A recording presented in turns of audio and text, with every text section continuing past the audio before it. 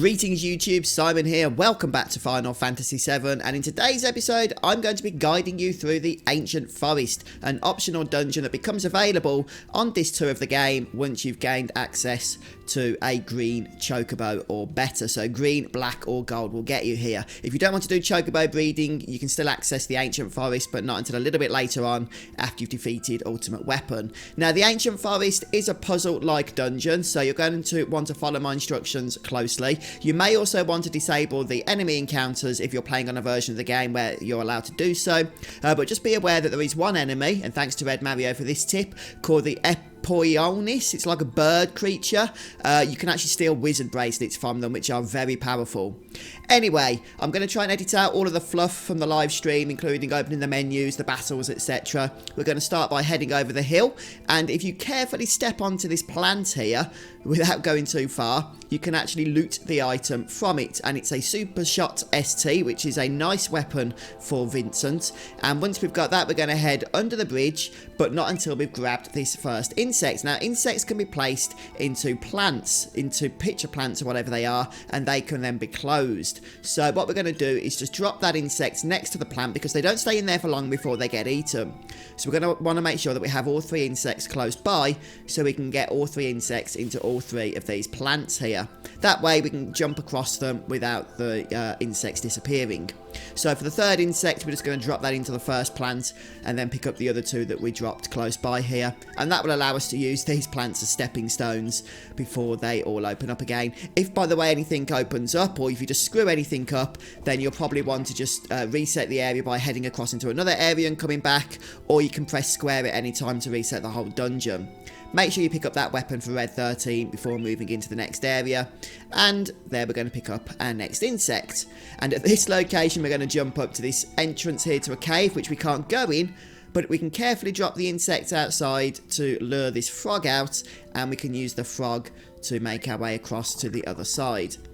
Come to think of it, we might just be able to use the insect itself, but the frog's there, so we may as well use it. Right then, once we drop down to the side, make sure you pick up the next frog, and then throw that into the plant on the left hand side, and then stand on the plant. This can take about 10 seconds, but unlike insects, frogs don't get consumed in the process of being eaten by the plant. They will be thrust back out.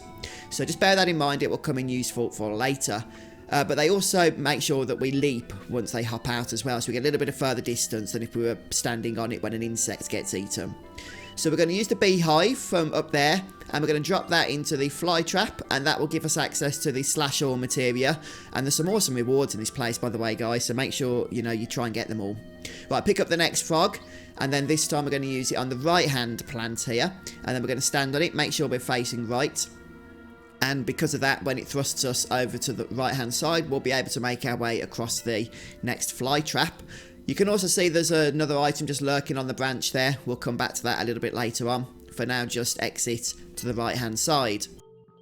Okay, so much of the rest of the puzzle involves this particular area. We're going to be coming here back and forth. Right, first thing we're going to do is grab the insects here in order to make our way to the top tree section. We can plant these insects into the pitcher plants that you see just on this particular screen here. We can't go much further to the right than this yet, but we'll be able to a little bit later on. So let's go ahead and traverse these plants here in the usual way, and then we'll bounce up to that top section where the tree branches are. Now there's a couple of things we can do in this area, but the first thing we're going to do is make our way all the way over to the other side of the screen. So just be careful not to accidentally cross over into one of the other areas. Just follow the exact path that I take here, and that'll bring you over to the furthest side of this area, where we can go ahead and pick up the Typhon summon materia, which is a very nice summon materia, one of those items you definitely don't want to miss out on. And once we've got that, we're just going to follow the same path back, and we are going to go all the way back to the left side of the screen. Now, we did actually come up from the left side of the screen, but if we go all the way over to the left, a little bit further than the place we came up from, we can go down, and this is what's going to lead us to that other item that we saw earlier, which is a Minerva band. Now, Minerva bands are very powerful accessories, great to be used, but can only be used by the female party members. However, they nullify quite a few of the various elements that enemies may cast on your party, so they are worth having. Right then. Just wait for the plant again to thrust you out using the frog, and that will skip you over the fly trap once more, taking us back into the same area. And we're just going to pretty much repeat the process now. We're going to use the insects to make our way back up to the top area, and this time we're going to do the other things there that we didn't do, which is actually traversing into the right hand side of this screen. I know it sounds confusing, but trust me, it all makes sense once you get to see what I'm on about here. Okay, so here we are back in the branches, and we're going to follow the same path as before, making our way over to the right, but this time we're just going to drop down here at the centre of the screen, and that will take us back to that previous area, but on this kind of rope thingy, whatever it is. We're just going to walk down this, and it will finally lead us to the other side of that screen, where you can see there's a fly trap and a beehive and a couple of other pitcher plants, which we're going to need to use to get over to the right hand side, but we have to use a frog for this. Okay, an insect won't help us. The problem is there are no frogs, so we're going to have to find one. But you can see there's a couple of flies on this screen, so we're going to use those to help us get to the frog. The first is just going to help us to reach the beehive up here, which we are going to use in the fly trap. Now, I apologise for that screen glitch there. That was on my side. Don't worry, your screen's not broken. What we're going to do is close that and then use the next insect in order to make our way over to the fly pitcher up in the middle of the screen.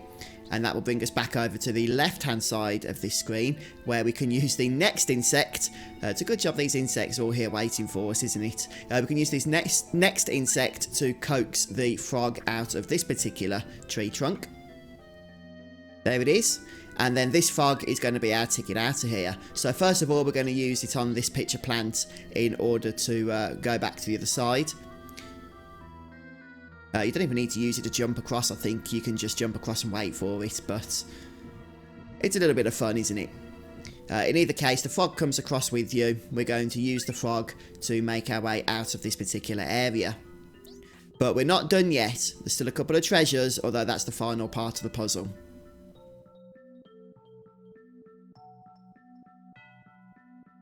There we go. Come on, you can do it. Yay. Okay, the frog doesn't come with us. That's fine. We don't need it. So, into the final area now. As I say, no more puzzles, but 2 treasure chests. The first contains what is arguably the ultimate reward for this dungeon. It's the Apocalypse Weapon. Now, the Apocalypse Weapon is a fantastic weapon. It's a weapon for Cloud, so if you're doing the Ancient Forest when I am before Cloud rejoins the party, you won't be able to use it immediately, but it'll be there waiting for him when he does return.